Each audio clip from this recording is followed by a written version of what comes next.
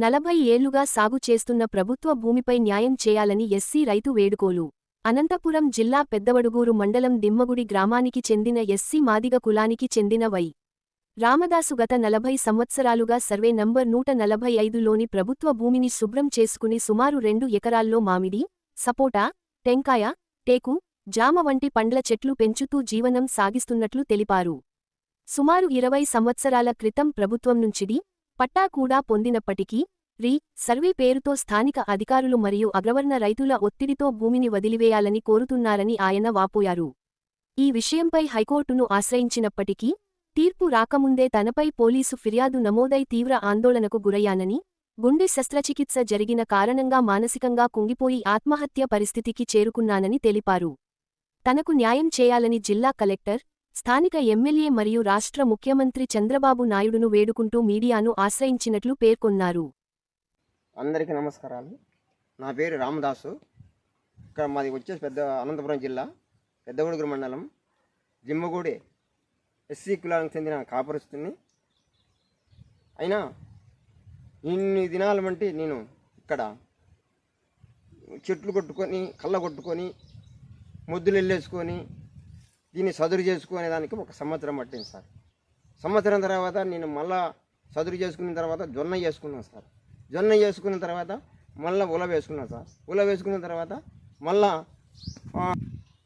ఏరుశనగ వేసుకున్నాం సార్. ఏరుశనగ వేసుకొని ఇక్కడ 4 సంవత్సరాలు 5 సంవత్సరాలు కష్టపడి చేసుకొని సదురు చేసుకున్నాం సార్. మళ్ళీ ఎస్సీ కార్పొరేషన్ తరఫున ఇక్కడ మాకు చెట్లు ఇచ్చినారు సార్. చెట్లు ఇచ్చిన తర్వాత చెట్లు నాటుకున్నాం సార్.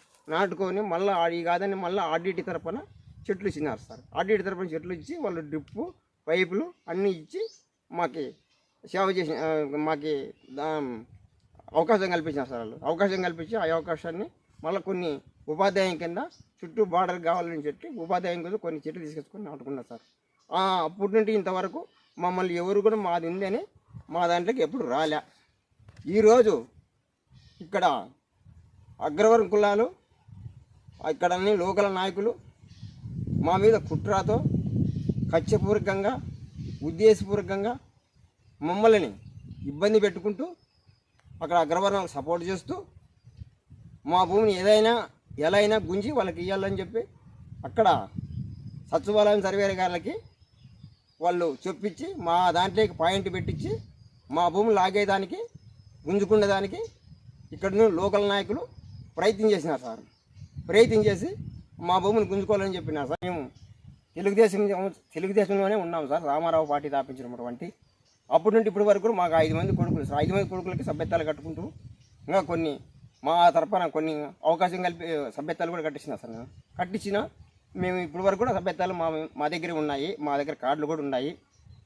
కానీ ఇక్కడ ఉన్న లోకల్ నాయకులు అగ్రవర్ణ కులాలు మా మీద మేము ఆ పార్టీలో ఉంటూ కూడా మాకు న్యాయం జరగకోకుండా మాది ఎత్తైనా గుంజి అక్కడ ఇవ్వాలని చెప్పి ఈ లోకల్ నాయకులకి కచ్చి కట్టుకొని మా మీద ఉద్దేశపూర్వకంగా చేస్తున్నారు సార్. ఇప్పుడైనా కానీ ముఖ్యమంత్రి సార్ గారికి, పవన్ కళ్యాణ్ సార్ గారికి, లోకేష్ సార్ గారికి, మంత్రులకి, ఎంపీలకి, ఎమ్మెల్యేలకి, కలెక్టర్ గారికి, కలెక్టర్ సార్ గారికి, ఆర్డీ సార్ గారికి, ఎంఆర్ఓ సార్ గారికి, ఎస్ఐ సార్ గారికి అందరికీ మా ధన్యపూర్వకంగా వందనాలు. మాకి మా కుటుంబానికి